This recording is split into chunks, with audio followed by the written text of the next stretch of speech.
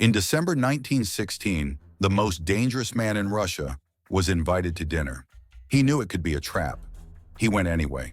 They poisoned his wine. He kept talking. They poisoned his cakes. He kept breathing. They shot him. He stood up. They shot him again. He still didn't die the way they needed him to. So they beat him, wrapped him in cloth, and threw him into an icy river. That should have ended the story. It didn't. Because before that night, Rasputin wrote a letter.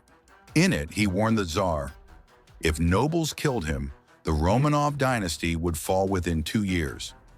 17 months later, the Russian Empire collapsed. This is not a story about a mystic. It's a story about what happens when a system knows it's breaking and kills the wrong man anyway. What it cost to meet him. Rasputin was born in 1869 in Pokrovskoye, Siberia. No pedigree, no education, no authority. He drank heavily, he stole, he fought, he vanished for days without explanation. This was not a holy man. He could barely read, barely write. He owned no title, no office, no official power. Yet within a few years, ministers were waiting outside his room, and yet people remembered him, not because he inspired them, because meetings with him did not resolve. One woman later said she left his presence and could not speak to her husband for days, not because Rasputin accused her, but because he repeated a thought she had never said aloud.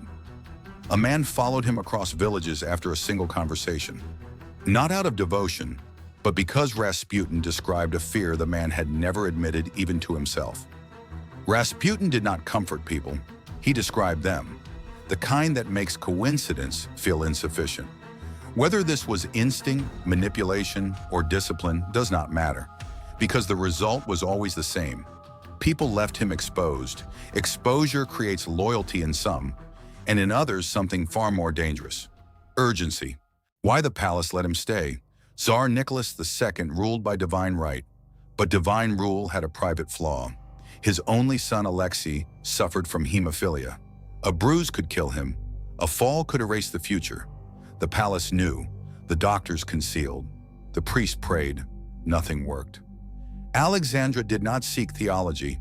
She sought relief. When Rasputin was introduced, no one expected permanence. Then something happened that should not have mattered. When Rasputin prayed, the bleeding stopped. Once is coincidence. Twice is hope. By the third time, fear reorganizes loyalty. Rasputin did not touch the boy. He dismissed doctors, lowered voices, slowed rooms. Modern explanations exist.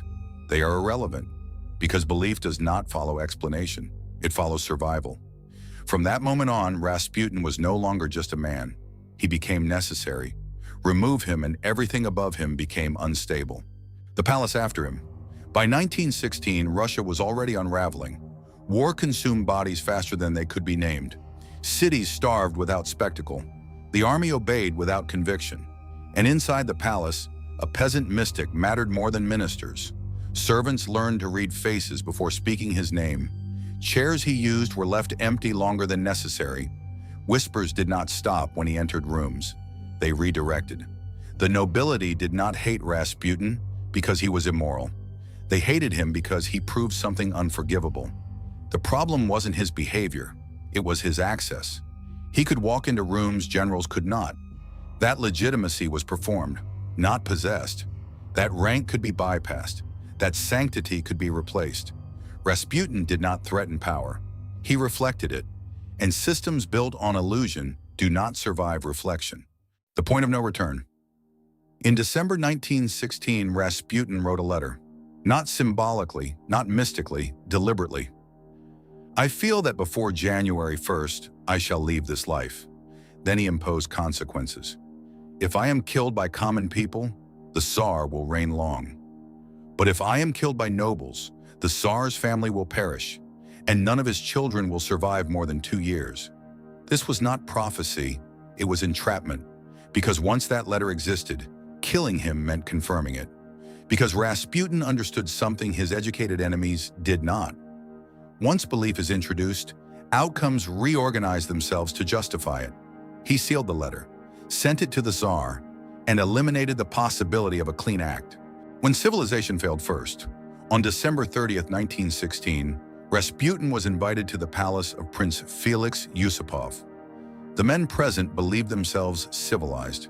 They quoted poetry, spoke softly, discussed morality as if it were private property. They told themselves violence, if done politely, remained moral. They poisoned him. It failed. They shot him. He did not fall. In that moment, something more important than the plan collapsed. Their certainty.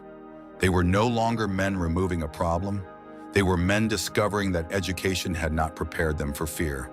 They beat him without agreement, bound him without instruction, dragged him through snow without speaking. Not because it was efficient, because it was necessary. When they threw him into the frozen Neva River, later evidence suggested his lungs filled with water. Rasputin was alive. The men believed they had removed a destabilizing influence. They had just removed the last excuse. Consequences do not announce themselves. 3 months later, revolution began. No prophecy, no thunder, just sequence. By March 1917, Nicholas II abdicated, not defiantly, administratively, as if the decision had already been processed. By 1918, the Romanovs were prisoners. On July 17th, they were taken into a basement. No speeches, no trials, just procedure. Some of the children survived the first gunshots. They were finished by hand. No child survived. 2 years, almost exactly. What actually fell? Rasputin did not predict collapse. He removed deniability.